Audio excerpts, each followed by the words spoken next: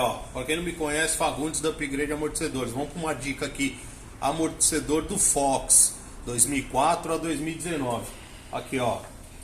Esse aqui é um amortecedor de Gol, esse é um amortecedor de Fox. O que anda chegando bastante? Isso aqui a gente fez uma venda, estamos mandando pelo Mercado Livre. Então estou mostrando que realmente é um amortecedor de Fox. O de Gol, o pessoal faz muito o que? Coloca de Gol, vende ou pela internet, você compra, acaba enviando de Gol.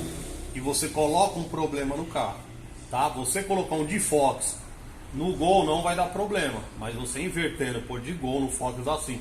Qual a diferença? É o tamanho, o comprimento da haste, a saída da haste, tá? Então você vê que tem uma bela de uma diferença. Amortecedor idêntico, não muda nada. Então, para enganar, né, para enviar algo errado, vai ser importante. Qual que é uma taxarada que ele vê um código?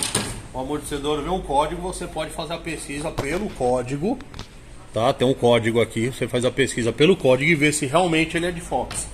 Então esse amortecedor chega muito carro na oficina com o amortecedor errado. A gente tira, vai ver, tá de Gol. Então fica um barulho. Fica aí.